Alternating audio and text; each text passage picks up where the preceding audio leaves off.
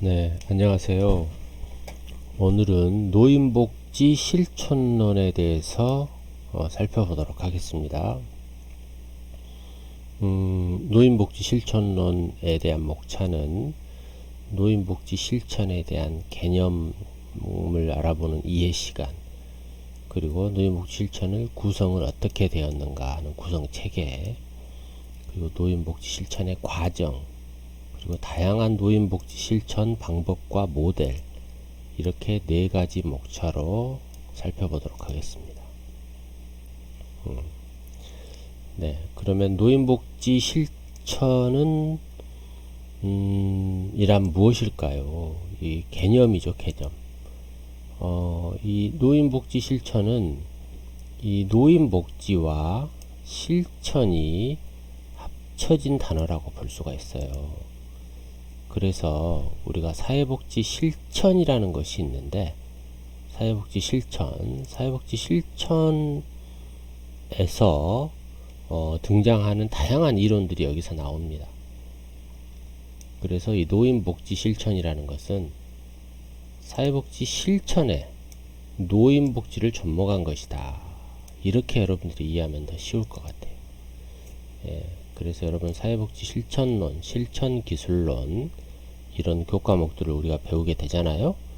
그러면 그 교과목에다가 대상이 노인인 것이죠. 대상이 아동이면 아동복지 실천, 대상이 장애인이면 장애인복지 실천. 네, 그렇게 이해하면 단순하게 이해가 할 수가 있어요. 다시 말해서 노인을 대상으로 한 사회복지 실천이다. 이렇게 이해하면 되죠.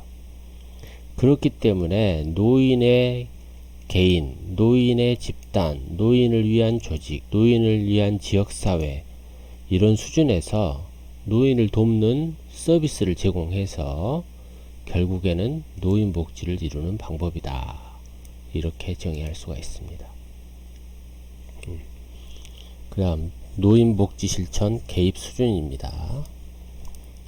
대부분의 노인복지뿐만 아니라 사회복지 실천, 네, 사회복지 실천과 관련이 높다겠어요. 사회복지 실천의 개입 수준은 여기에서 제시된 대로 크게 예방, 치료, 재활로 구분하여 제시를 합니다. 보통 그렇습니다. 네, 마찬가지로 우리 노인복지에서도 1차적인 수준은 이 노인복지 실천을 하는 것은 예방 방법이다 라는 것이죠. 예방. 그래서 노인은 남다르게 건강이라던가 이런 문제가 많이 있을 가능성이 커요.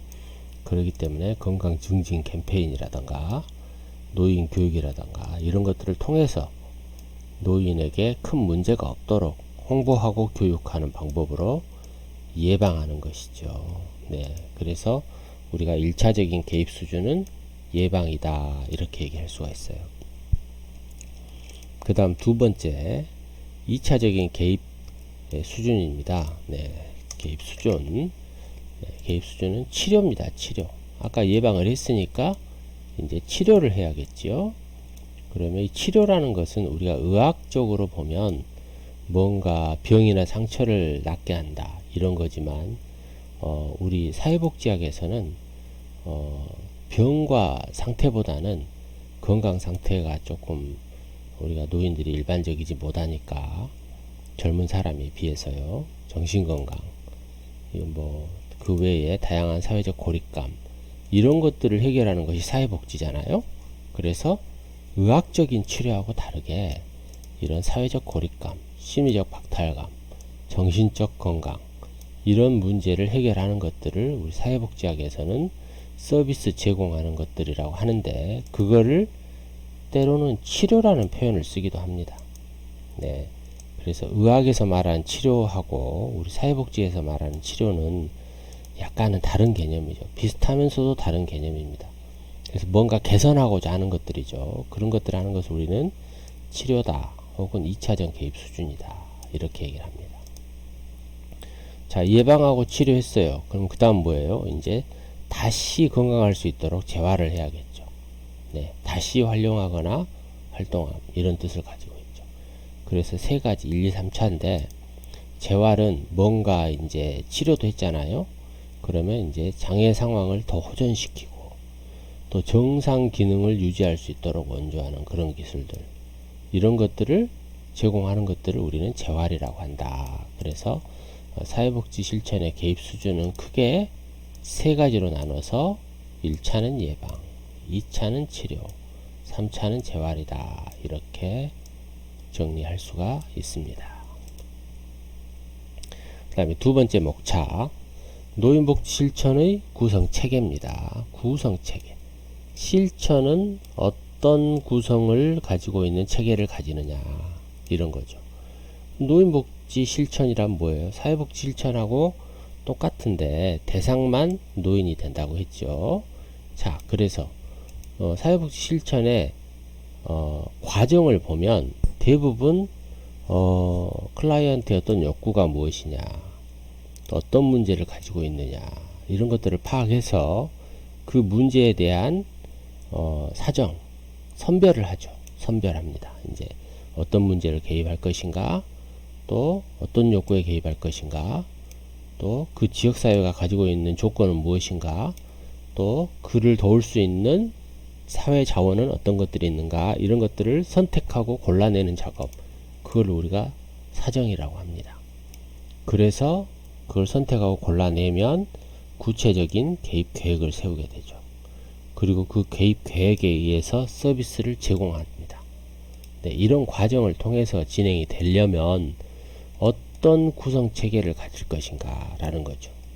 그래서 우리가 존슨과 양카 이런 학자들은 사회복지 실천, 노인복지 실천은 이렇게 세 가지의 구성체계가 필요하다. 그 중에 하나가 지식, 또 하나는 가치, 또 하나는 기술이다. 이렇게 세 가지의 체계가 구성이 돼야 된다. 이렇게 주장을 했어요. 상당히 설득력이 있어요. 보면은 먼저 지식체계가 필요한데 이 지식체계는 사고나 머리로 표현을 합니다. 그래서 뭔가 노인복지에서 실천을 제공하려면 기초지식이 있어야 되고 또 그에 따른 실천 지식이 있어야 되고 또 그에 따른 지혜를 갖춰야 된다라는 거죠. 상당히 머리가 좋아야 된다라는 거죠. 우리가 머리가 좋다 이런 얘기를 많이 하죠. 머리가 좋아야 된다고 얘기를 하고 그 다음에 두 번째가 가치체계입니다. 가치. 이 가치란 뭘 얘기를 합니까? 우리가 가치라는 건 머리하고 다른 거잖아요. 그래서 보통 어떤 느낌이 있느냐, 어떤 마음이 있느냐 이런 걸 나타내는데 인간 욕구에 대한 관심이라던가 타인의 복지에 대한 관심, 뭔가 이 인간다운 느낌 이런 것들을 강조하죠. 그리고 기술체계는 뭡니까? 행동, 우리가 손과 발, 그리고 인간관계 기술, 개입 기술, 서비스 기술 이런 것들을 포함하죠. 그래서 결국에는 이 지식체계는 차가운 머리, 또 가치체계는 뜨거운 가슴, 그리고 기술체계는 움직이는 손과 발 이렇게 해서 지식과 가치와 기술을 고루 갖춘 인간을 대상으로 하는 봉사하는 전문가 이런 자질을 함양하는 것들을 우리가 필요로 하고 노인복지 실천의 구성체계다 이렇게 제시할 수가 있는 것입니다.